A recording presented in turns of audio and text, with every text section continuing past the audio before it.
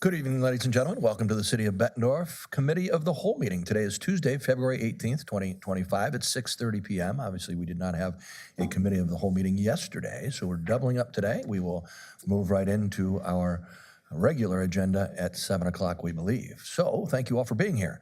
We do have two items on our consent agenda for discussion and information this evening. The first is consent J. This is a site development plan. For that, we welcome our Community Development Director, Mr. Mark Hunt. Mark, you have the floor. Thanks, Your Honor. I'll actually present kind of both cases because the final plat and the site development plan, as you know, go hand in hand. So I'll touch on both as we go through it, if that's okay. You should be familiar with this part of town, Devil's Glen and Forest Grove Road. We have a final plat and site development plan from Mr. Steve Giefman. The proposal contains 4 commercial buildings, which I'll show you here in a few minutes, associated parking, some trails and sidewalks, as well as some landscaping. As is important, we always check back to our land use plan. This is called service commercial under our future land use. That's where we want our commercial locations on corners to be, on busy corners. And service commercial does lead to the C2 zoning. I'll remind you that this C2 zoning also has some underlying restrictions that we brought forward during the rezoning process in 2023, limiting certain uses. I think gas station would be the one that we'd all remember. So that would not be an allowed use. It is not part of this proposal. Image quality is a little bit tough to read on these slides. You have a PDF or a paper copy, and I can also zoom to the PDF if you want a closer look. But it's really a 5-lot subdivision. Just point of order, it came in as 4 lots originally through planning and zoning. The applicant decided they would actually like a 5th lot in the middle. Changes nothing on the overall border. It's just this lot here in the middle, which was kind of a common area, is now parceled out as its own lot with its own separate ownership. But the use, site plan use, all that essentially remains the same. Just a couple things to point out here that's unique about this plat. The large pipeline easement runs through this side of the property, so you're gonna see a lot of things not on that west side because of that pipeline easement. Buildings and such can't be located there. You'll also notice it is five parcels, as I mentioned, 1, 2, and 3 being the largest parcel, and then 4 here and 5 in the middle. We do have shared access easements so that the parking or the drive aisles are all shared, as well as the parking. So we have kind of a co-parking arrangement, and access as well as shared. I'm using the landscape plan here to give you the overall site plan because I think it's the best looking picture and shows the image that you probably want to see in your mind's eye. I also have a very detailed site plan that I'll jump to back and forth to as well. So we talked about those 5 lots. The unique and really cool thing about this project is this kind of center courtyard area. It's connected via a private walkway that connects to our sidewalk program, but also crosses the lot. It's also nicely landscaped. Kind of provides a focal point for this development, this kind of mixed-use development. So maybe you're grabbing a sandwich or a beverage, and you can then relocate to this courtyard area. So again, you're looking at the landscape plan. We'll talk about that in detail in just a second, but I wanted to see the overall picture here. Restaurant drive-through situation here. Also restaurant drive-through situation here as well. Mixed use, boutique shopping, that type of thing here. And then strip mall with the ability for drive-through at the end at the northern center lot. Just a reminder, we've got a 10-foot trail in place, 6-foot sidewalk in place along Devil's Glen, and then the required 5-foot sidewalks on Rainforest Drive. We do have those service walks that connect to the kind of the trail that makes the spine of the development, if you will, or the pathway. So service walks. Other things we like to look at is dumpster locations. We've got a couple, 3 of those. One here centered in the south, one here at the end of the courtyard.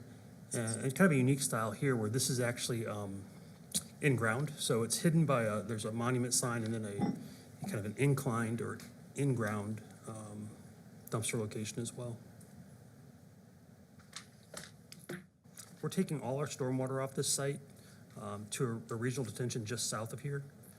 And so everything that will flow will be caught and then transferred via pipe down to this southern location, just off map. Your landscape plan, again, just leaving the same image up, you can see where they're putting the focus on the landscaping along that Devil's Glen roadside, and then along Rainforest Drive where we have the residential section. Keeping away from our entrance points, we don't want to cause site problems. And then keeping it off some of these easements. Again, I mentioned that large easement with the pipeline and utility easements along the top of the property. Taking the site plan now and getting specific on lots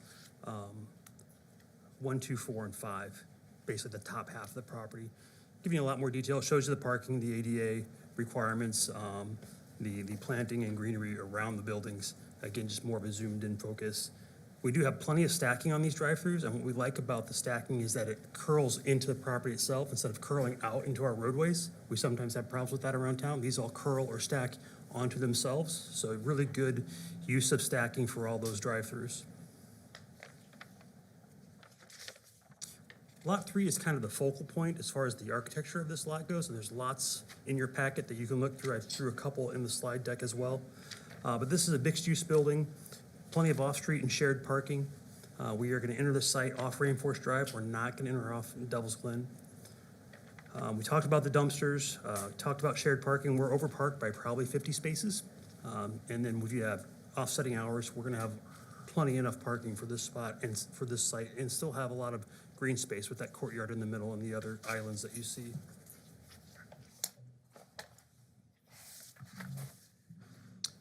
Here's a building rendering showing you Lot 3. And this architecture style kind of stays consistent throughout the whole development.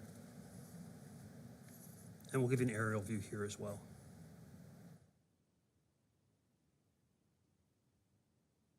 We did have a positive staff report for both cases, and the Planning and Zoning Commission did recommend approval on January 15th. I'd be happy to answer questions. Any questions? Greg Adamson. Thank you, Your Honor. The landscaping on Devil's Glen, that's not a berm, is it? It's not burned. Okay. Thank you, Your Honor. All right, other questions? It's a good looking development. Yeah. Jerry? Thank you, Your Honor. So could you go back to one of the photos there, or the pictures like that? That one's good.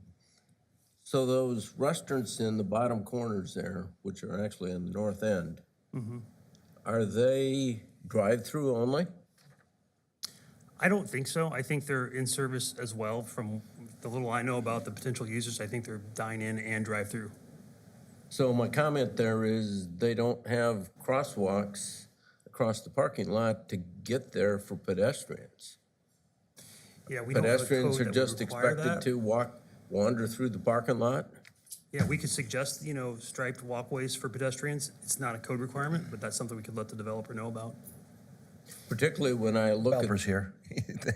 Particularly when I look at that plan there, the traffic to get to, Like maybe somewhere like here, you may want, I could definitely see those being striped in here. for yeah, sure. exactly, yep. Absolutely, yep. They do have some detail here, kind of creating a crosswalk. It's a different texture. And sometimes, streamline through these drawings. They may not have thrown every detail into there. That could be something they're planning to do. And I would be glad to talk to them about that. And I'm particularly concerned about the safety because when I look at access for vehicles to those restaurants, you're just wandering through the parking lots to get there. There's not a driveway, if you will. Yeah. Other questions? Scott? Thank you, Your Honor. Is this a good angle to show the stormwater detention area? Is that, It's still off map. Let me try and get you something maybe closer. I got it. No. You can bear with me just 1 second. I'll try and give you something a little more helpful.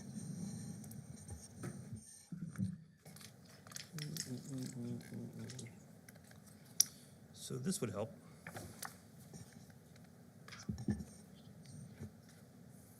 So that stormwater is going to be located down here. okay. And everything will be piped in, and when the large development came through, that's how it was designed to all go down to this. So to your point, the adjacent to that would then be collected via pipe, or would there be some Just maybe townhomes or something allowed? Yeah, I think you're gonna have stormwater inlets and then piping down to this location. Okay. That's helpful, thank you. Other questions? Anybody? Back to Jerry. Thank you. So that stormwater detention there at the bottom then is owned by the developer? Yes, it would be owned by probably a business association, HOA, or developer, yeah. Owned and maintained by him, okay. Thank you. Craig Jager or Nick, anything? Your Craig Honor, if Jager? I may, Yes, sir? thank you. Two quick questions. For the mixed-use building on Lot 3, is there any current intent to do anything other than commercial in that building? Not that I know of, and I'm pretty familiar with the project. I don't think it's anything else than commercial. Okay, so it's just a commercial Like, use that when you needs mean, more you mean height? like not residential, is how I'm hearing the question. Exactly right. I Yeah, was I wondering don't, if I they were don't gonna believe put, there's residential in that building. I've asked that question myself early on in the project. I don't think so. okay, but it would be allowed under the site plan and zoning. I think it would be allowed under the site plan and zoning and even under those conditions. And would be kind of cool in my opinion, because it's kind of a mixed-use location anyway. But I don't think it's in the plans. We have the developer here, and I know we're in kind of a closed format, but I can certainly ask that question. I've asked it once, and it wasn't part of the plan at that time. Okay, I'm satisfied with that. I was just curious. Second question, Your Honor, thank you, is on the new Lot 5, the shared landscape lot. What happens in the event the owner or subsequent owner decides not to pay the property taxes on that lot? Yeah, fair question. I'll do my best to answer, because we thought about that. Even when it was more of a shared common area, we had some questions about how that would work if there were disagreements on the, the upkeep and maintenance and that type of thing. From what I understand is they're working with an individual owner who is associated with the development overall and would buy that parcel and use it, for the common good of the areas, and maybe come back with a future site plan amendment to add a small seasonal convenience or concession restaurant type bar at maybe one end that might, serve a sandwich or cold beverage during the summer months. Okay, thank you. Anything else on consent J? And I'd like to entertain a motion that this remain on consent for this evening's consideration. So moved. Second. All those in favor? Aye. Any opposed? All right, we'll take it up. We'll move to consent P. For that, we welcome our Fire Chief, Troy Sade. Troy? have Yeah, the thank floor. you, Your Honor. This is for, if you remember back in 2017, city administration was growing. So instead of going to the east because we're blocked on real estate, we went to the west. We did an addition for the fire department. And at that time, we ran out of real estate. So the only thing you can do is go up. So we were kind of pre-planning for this back then. We did the second story for future sleeping quarters. We did a rough-in for plumbing, water. And I think we're at that stage now to have a permanent EOC within our city. I noticed you probably noticed last few times severe weather events happened. We were up here in this room, had all of our TVs, all the computers up and running. But it's time to have a permanent location. So we figured the State Street Fire Station is a great location for that. Just due to the fact that it's open 24 hours a day, has all the amenities we're going to need to run an EOC for a lengthy period of time, so. And I would Thank you. ask if there's any questions, or Decker, if you want to add any comments to that? I can jump in a little bit, Your Honor.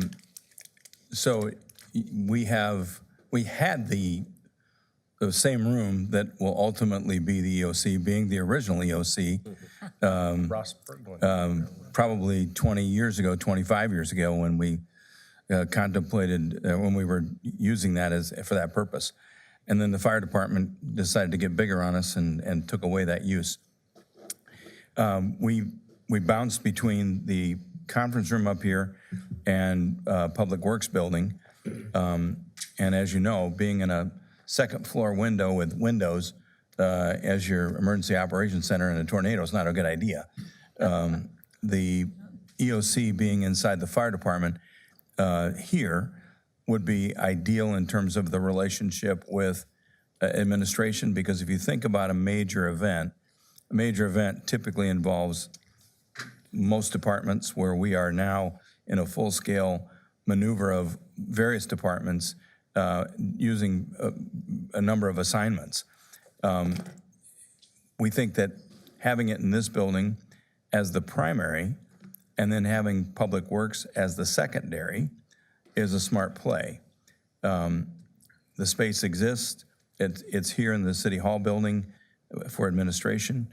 And I would say this, fire has more, not that PD doesn't, but fire has more incident command experience, or it's structured that way. It's an easier way to adapt from, and being in the fire station attached to administration makes a lot of sense to us. And having the backup at Public Works is more centrally located.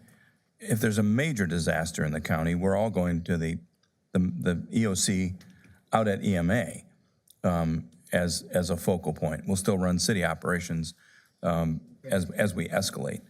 So when this was conceived, the conception was, as Troy stated, to put new sleeping quarters up above, move the day room back to where the sleeping quarters is, and then the larger room there in the middle of the fire station where there are no windows, and we're fully generated in this building, made sense to proceed forward. So that's the logic. And there was some question today, and I don't know if Greg's going to raise it, but I'll raise it for him, and then he can comment. Why wouldn't we wait and do this in the new police building? First off, we didn't conceive the EOC to be in the police building because of the security, if you will. It's easier in this building and easier in Public Works. So we never conceived it to be in the new building at all. It would be logical if this wasn't the location that it probably be more in Public Works. But we felt it was an appropriate time to do it. It's a nice move when we put the fire department upstairs for sleeping, and it's actually a large room that can accommodate 25 of us or so very easily. And Jeff's waving his hand at me. Yeah, if I could just expound upon Mr. Plain's comments a little bit as well. As we contemplated this, Decker did state that it's centrally located in the police station. It is centrally located within the central location. So it is buffered on all four sides by something other than itself. So those cinder block walls do buffer it and provide that great space. Dually, in this facility here at City Hall, our technology and all of our electronic assets are here. So in an emergency situation, all of our backbone is here, and it makes it very easy and convenient for us to locate an EOC and stem off of our infrastructure on the technology side as well. And due to some prodding by Chief Sade, Angie and I have been going through NIMS training as well. To further elaborate on Decker's point, the chain of command, the hierarchical tree, it's not simply emergency management personnel. So whether it is accounting or procurement, or whether it is public information, the administrative staff is heavily involved in an emergency operations situation. And to act quickly and swiftly and respond with the majority of that staff being able to go to an EOC within these walls is very, very easy. So I would just build upon what Decker said and state that with the technology assets and the personnel requirements on an EOC type of scenario, it just makes sense. And obviously, if there's an issue down here, if there's a train derailment, if there's by chance the water would go over the flood wall, God forbid us, we all will be up at Public Works singing a whole different song, I suspect. So, you're going to have a primary and a back and a secondary. We have those identified as these two locations, and that's why we're recommending that we proceed to go ahead and build out the sleeping quarters for the fire department and then convert the large room to the EOC.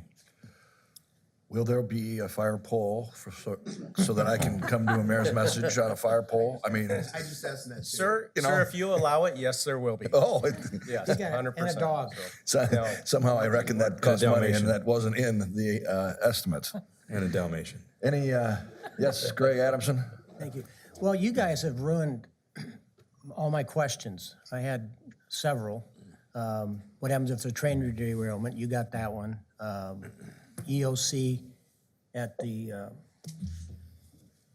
on Tremont, that's for the more county stuff? Well, it's as we escalate, if, you know, if we had, let's say, a tornado that, like we had, E5 tornado. that we had with Davenport, we started to activate the EOC for a countywide response. Right. And we have a protocol for that. So it just depends on the escalation that occurs. Sure. Type of Right. incident, yeah. But if we have our own incident, we can operate certainly for independent until we need to move to that next level. Okay. Sir, just may I add one thing? And to that point, EOC in Scott County, I think they're staffed with 4 full-time employees. They are not equipped, they're extremely knowledgeable with setting everything up, but they're not equipped with the manpower to run it for the entire county. It's gonna take all of us to pitch in order to make this thing work. And Couple more. Okay, Greg? I thought one of my questions was, why would we want it down here with trains? And, I mean, it's higher probability of something like that, have it up above, but if you have the backup, that takes care of that. Right. And then the last thing is, if and when this referendum passes, and we're looking at remodeling this building, would this be in the plan then, or are we gonna have to tear stuff out to put it? No, it would stay exactly as constructed now. And frankly, there's not much to do with the EOC. There's monitors and things, but the cost of this is the build out of the sleeping quarters upstairs. Right. There is a little cost with furniture for the EOC, Yes. obviously. That gets a little expensive, but you're talking $40,000 for the build out of the EOC probably by the time that's all said and done. Thank you. Anything else on this item? Your Honor? Yes, it's Greg J. Thank you, Your Honor. I did talk to the administrator about this this afternoon, and I'm not sure that I am persuaded by his response. What we are, Won't be the first time. what we are talking about is an emergency command center. And in Bettendorf, if we have natural disaster emergencies, I can only think of 3: tornadoes or derechos, high wind events, some sort of a train spill, or some sort of a failure of the levee system. Failure of the levee system would result in the water from the Mississippi rising into the downtown. And frankly, I don't know to what extent the city hall would be impacted by a flood of that magnitude, but that would be a trigger to me. Train spill. I guess we don't have to look much further than the train spill in Ohio to see that whole portions of the city were evacuated. And it would make sense to me that if we're going to have an emergency command center, we would have it further away from the train tracks than 400 yards. I'm not so, the third event, let me just finish that thought. The third event is a wind event.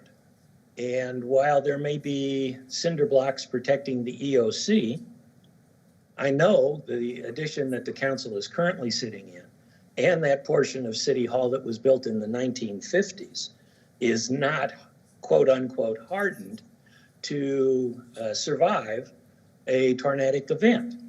Whereas the placement of an EOC at the new police station could be designed to make sure that a wind event would not stop the operation. It certainly wouldn't be in an area of flooding, and it would be far enough from the train tracks that we wouldn't have to worry about closing it down and moving everybody out right in the middle of the need. I'm less concerned, but somewhat concerned about the idea of having an EOC and a backup EOC. We heard conversation earlier this evening that the city is running lean and mean. And to have a secondary site doesn't appear to be within the concept of lean and mean if, as our city administrator indicates, there's a third site. There's an EOC location in the county that could serve as a backup. I appreciate staff wanting to be together on this kind of an item, but with technology such as it is, even under stressful events, the individual participants in the EOC response will all have radios will all have telephones, will all have laptops, will all have internet access, and will be able to communicate with each other just as if they are sitting next to each other. It seems to me that the wise course is to build the EOC with the police department. Fire department can run it. Other departments can be accessing it as needed. But I'm not comfortable with the response that I've heard as it relates to the potential safety of the EOC in response to an emergency event. As Councilmember Adamson indicated, there's the question about the why now, as opposed to why not in 6 months or 8 months or 10 months. It seems to me that we will know fairly soon what the public will want to do in regards to a police station.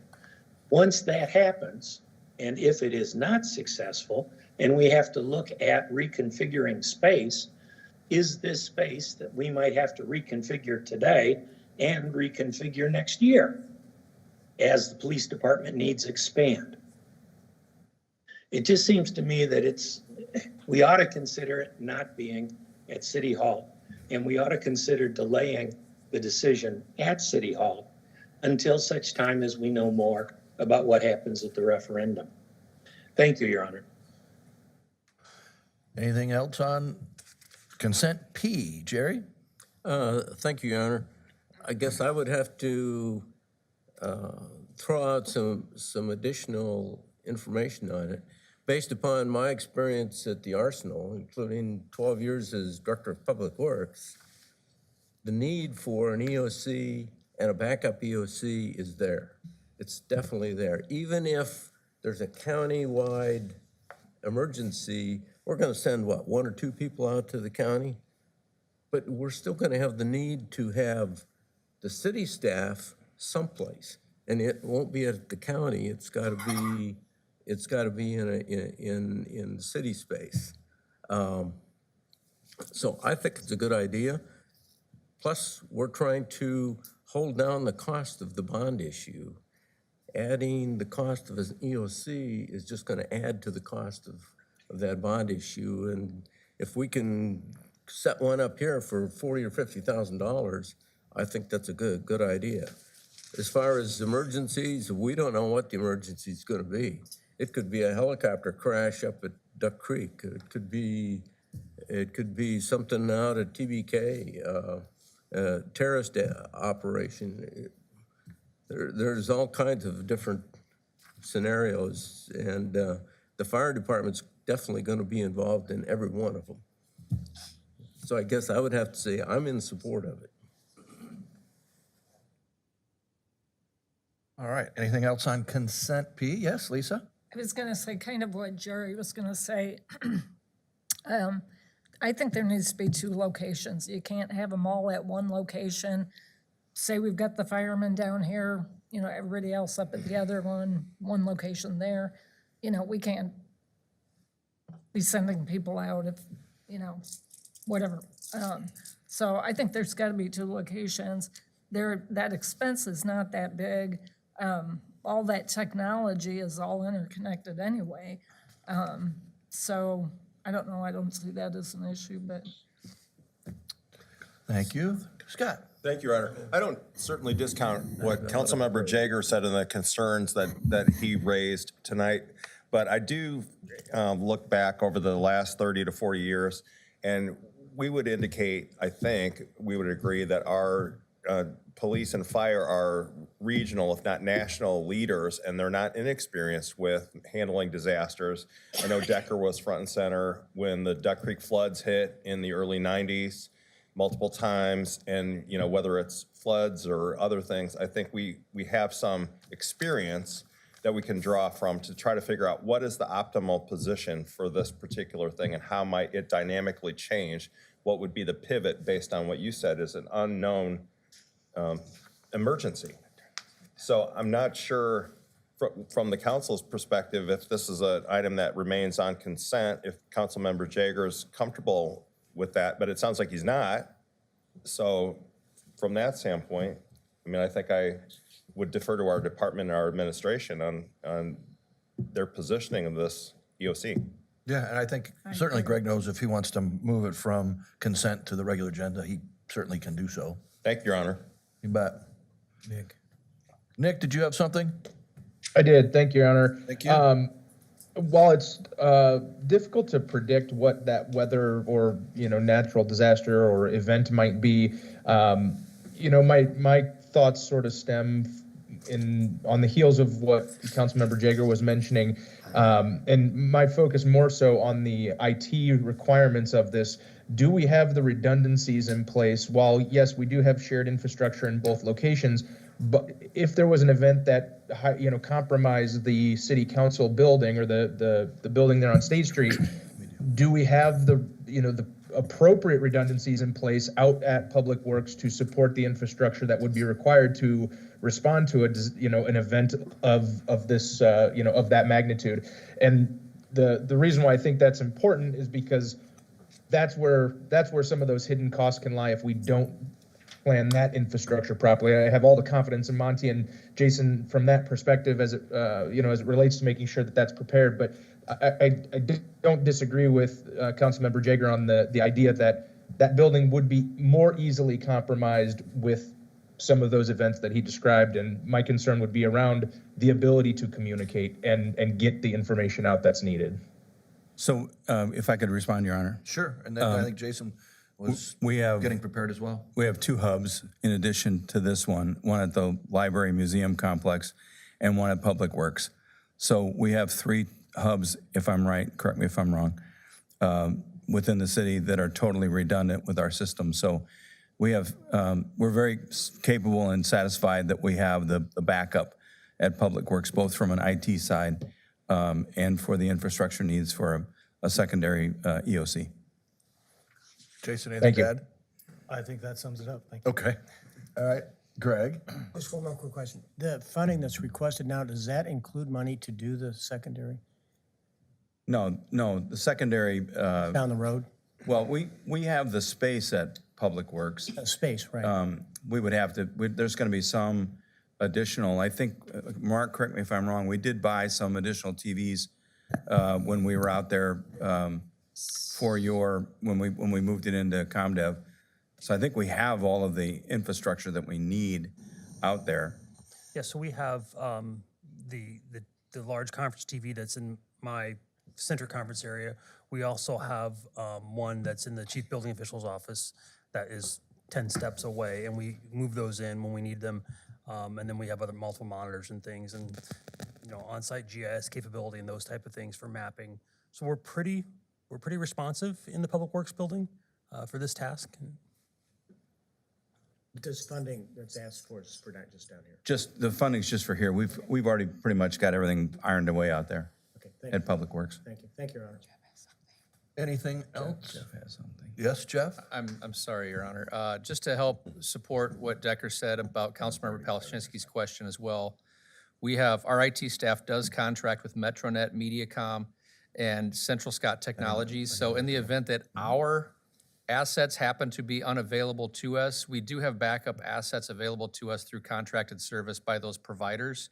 So hopefully, God willing, we never have that sort of redundancy issue. We do have backup in place with our private sector partners as well that can provide us some of those capabilities. All right, anything else on consent P? Mr. Jager, do you care to make a motion? Yes, Your Honor, I'd move that consent P be placed on regular agenda. Second. We do have a second. All those in favor? Aye. Any opposed? We'll move it to the regular agenda, sir. All right. Thank let's you, Your Honor. take a look at the remaining consent agenda items. Any of those, any particular council member would like to seek additional information on at this time? Yes, Jerry. Thank you, Your Honor. Item K, I would recommend we just buy a car instead of lease it. I'm not sure what the interest payments are that we're paying to Enterprise, but interest rates are high. By leasing, we're paying interest rates. I pulled up the internet and you can go out to Green Hyundai and buy a similar car for $30,000, saving $10,000 and have it right away. Jason, do you want to try to tackle that for I can try to help Councilmember too. Sexer? I'll do my best on the purchase side of the lease arrangement. I think we're finding that certainly on the acquisition of the vehicle, I think we're getting government pricing, whether we purchase outright or lease. As Councilmember Sexer points out, there is an interest cost to the lease. We have found that it's still advantageous to us to be refreshing the fleet with this fleet leasing arrangement through Enterprise. There's many costs under the surface when it comes to not only acquiring the vehicle, but maintaining the vehicle. And all of those are not necessarily easily identifiable. But we have found that the lease arrangement is working for us. I think police has been a great example of that. It's just a different avenue to acquire the vehicle, I think is where we kind of have to work through, but. And correct me if I'm wrong, Jason, but I think we budgeted this as a lease, not a purchase. So my budget authorization for this product was the lease, not the full-out purchase. And I don't know if that makes a difference or not. So that's why we went the lease program. Right, so while the request shows what we would expect kind of the full cost of the vehicle to be over the life of the lease, the budget reflected 12 months of lease payments, if that makes sense. Anything else on, other items on consent? Your Honor, Yes, sir. consent M.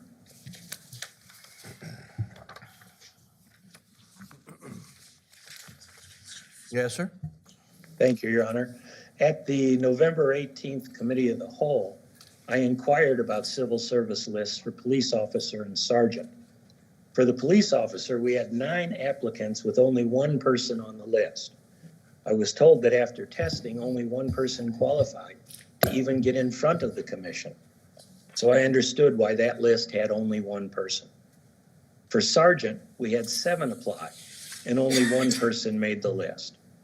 I was told while all 7 met the job qualifications, several did not have sufficient leadership experience to continue to qualify, and that the chief wanted only 1 person on the list so that the next chief could appoint his or her own team.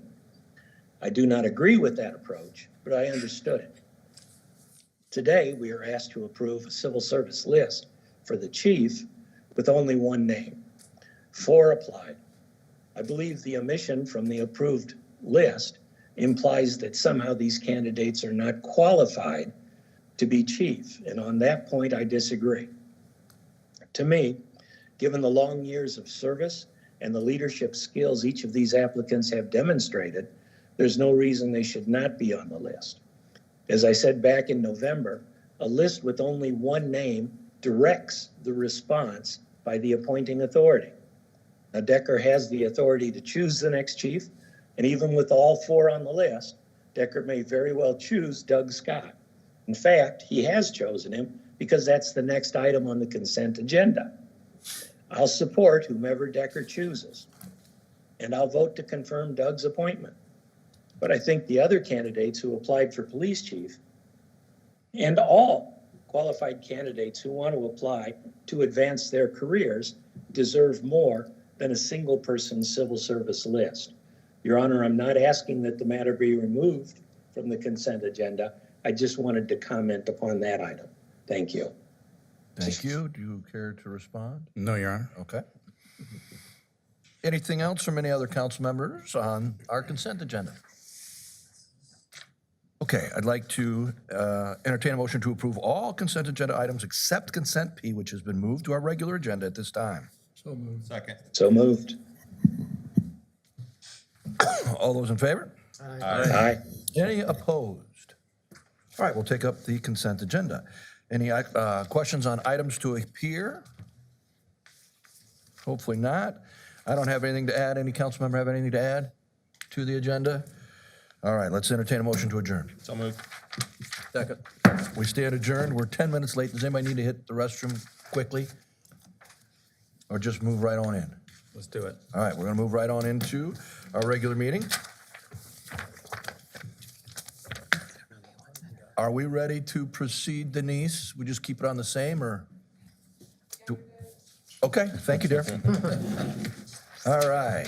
Good evening, ladies and gentlemen. Welcome to our city council meeting for the city of Bettendorf. Today is Tuesday, February 18th, 2025 at 7 o'clock p.m. Michelle, could you please call the roll? Adamson. Here. Jaeger. Here. Brown. Here. Nauman. Here. Sexer. Here. Baden. Here. Pelzinski. Here. Fantastic. Now, if you could all please rise, remove any caps or headdresses we may have, and join me in the Pledge of Allegiance. Please remain standing for an invocation following the pledge, which will be given by Bettendorf Fire and Police Chaplain and Reverend of Our Lady of Lourdes Catholic Church, Father Jason Crossan.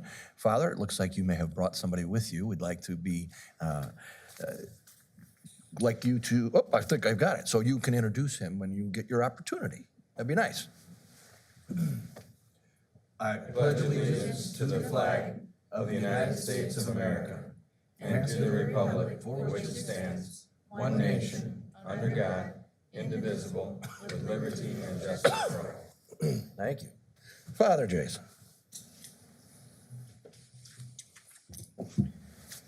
Good and gracious God, as we gather this evening as leaders of our city, we ask that you bless us in all of our decisions with wisdom and guidance. Especially bless our residents and our city workers, especially those who have to work in the weather and in the cold. Keep them protected and safe from all harm. Help us all as we continue through these wintry months in safety and security. And we ask your blessing upon us this day through this council meeting. And we ask all this in your holy name. Amen. And I brought with me tonight Mr. Blake Riffle. He's studying to be a priest and hopefully a future chaplain. He has about 2 years left, and he's shadowing me for this semester. So, Fantastic. Welcome. Welcome.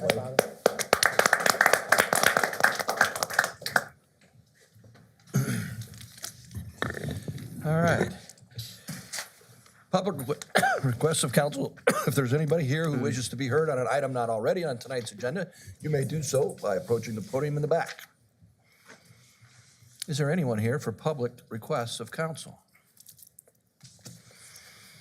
All right, we'll close public requests of council. We'll move to our receipt of bids, and for that, we welcome Elizabeth Bergman, the principal, and Christine Hogan, a director of Baker Tilly, and our finance director, Mr. Jason Schatt. Come on up. However you guys want to proceed, you have the floor.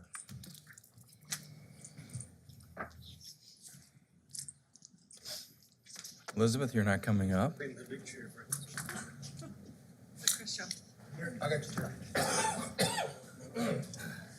Move over, Jason.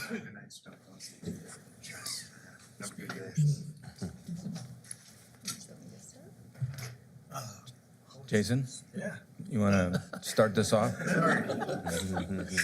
think I'm a little worn out from our previous. Oh, my God, only an hour talking and you're worn out? Thank you, Your Honor. Council, this morning at 10 o'clock, we received bids from 12 bidders on our bond sale that will finance the capital program for the coming construction season. That's a really great number of bidders, and the spread between them, and I don't want to steal Chris's thunder, was very small, but Chris is here to tell us all about it. But all in all, a very good bond sale, another good bond sale, especially in the current market, so. Thank you, Your Honor, and members of the council. Chris Hogan from Baker Tilly. We here with my Elizabeth Bergman. We're here from Baker Tilly as serving the city as their municipal advisor. Like Jason said, the city sold bonds this morning, $16,300,000 general obligation bonds, series 2025A. Proceeds of those bonds are going to be used for various public improvements listed in the city's 25-26 capital improvement plan and improvements to the Middle Road pedestrian bridge and trail project. The bonds were assigned a rating of a AA+ by S&P. I always like to highlight some of the highlights in the report because they are very very gracious to the city and all the work that you guys do here. So some of the things they had to say was Bettendorf's local economic metrics are materially higher than county and U.S. metrics, conservative budget assumptions and a balanced budget, healthy reserves above the city's formal fund balance policy. The city's financial management framework includes robust budgeting, strong policies for investments, debt, and reserves. Institutional framework is stronger than typical for Iowa municipalities. So bragging rights there, that's very impressive to get the AA+. So like Jason said, the city had actually received 11 bids on their bonds this morning. The best bid was received by Misero Financial Incorporated, that with the lowest bid of 3.7487 rate for a 19-year repayment term. The bid came in lower than our estimate that we had in December. We had an estimated rate of 3.857. The bids range from a low of the 3.7487 to a high of 3.83, so very tight bids there. The bonds were bid with a premium, slightly more than $1 million, so the bonds were able to be reduced to a par amount of $15,745,000. So given the great bids received, I would recommend the city award the bonds, the general obligation bond series 2025B, to Mesero Financial Incorporated with their low bid of 3.7487. And we welcome any questions. I was gonna say, as long as I'm at the table, I will add one thing, which is the city staff did an excellent job with the credit rating agencies. It was very positive feedback, both in the rating call and in the rating report that Chris cited. But it's just always a real credit to the city to see this team speak with the rating agencies. So I just wanted to pass along my congratulations on that. Thank you. Questions? Anyone? Anyone? Greg or Nick? Okay. All right. Let's thank you very much for being here. Thank you for your report. Hopefully travel was uneventful, and that's wonderful. But at this time, then we'll move on to the resolution for Councilmember Baden.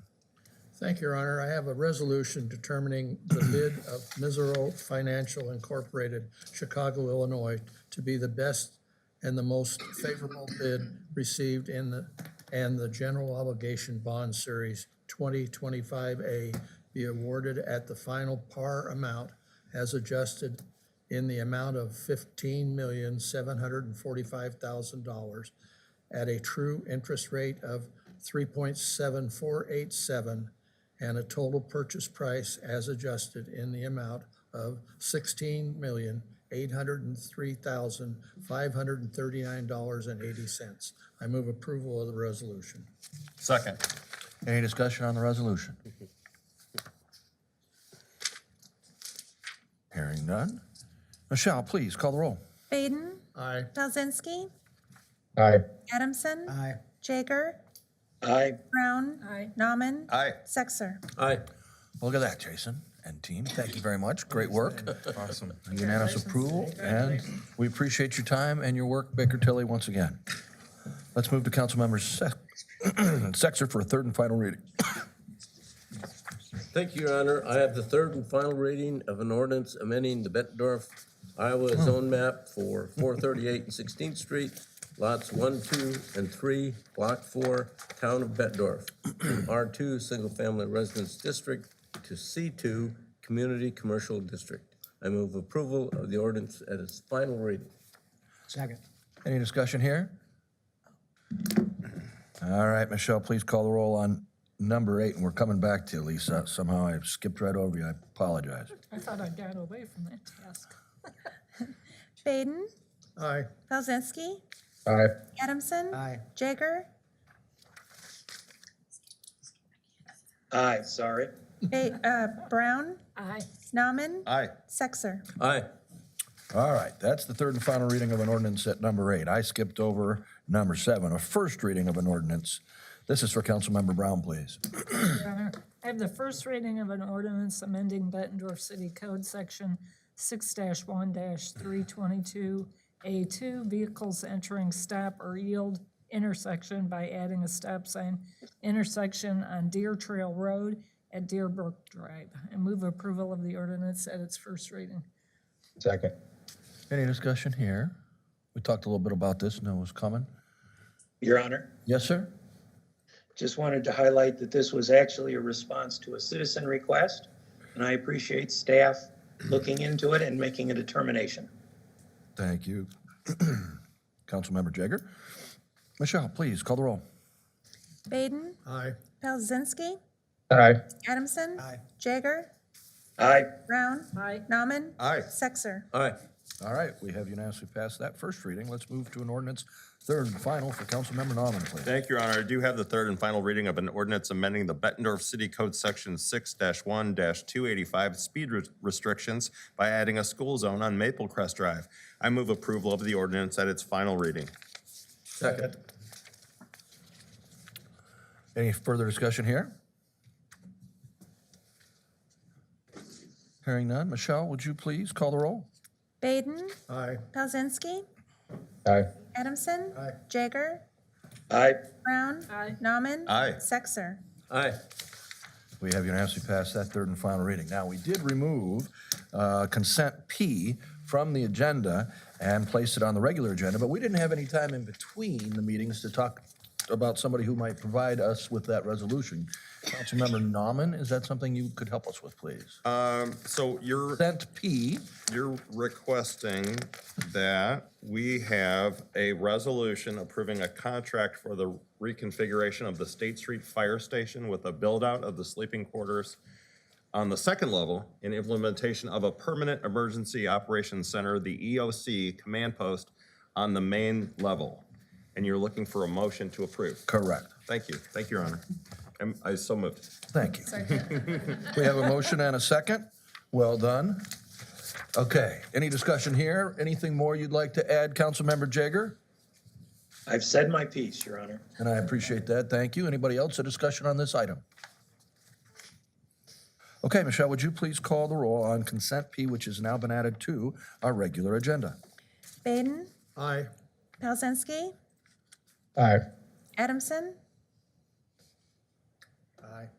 Jaeger, No. Brown. Aye. Nauman. Aye. Sexer. Aye. Okay, 6-1, we passed that resolution that was moved to the regular agenda. Please take a look at the consent agenda. I'm entertaining a motion to approve the same at this time. So moved. We have a motion and a second on consent. Any particular council member have any item they'd like to discuss? Your Honor, Yes, sir. I understand we're now doing, excuse me, we're doing minutes for committee of the whole as well as for the council agenda. I would appreciate it if the minutes on this meeting at committee of the whole reflect my comments as it relates to consent item P. All right, I believe that's the intent. Anything else for comments on consent? Any discussion? Okay, let's call the roll for approval on all remaining items on the consent agenda. Baden, Aye. Pelzinski, Aye. Adamson. Aye. Jaeger, Aye. Brown. Aye. Nauman. Aye. Sexer. Aye. Okay, the consent agenda was unanimously approved. I'd like to entertain a motion to adjourn. So moved. Second. We stand adjourned. Good work, people. Thank you all for being here.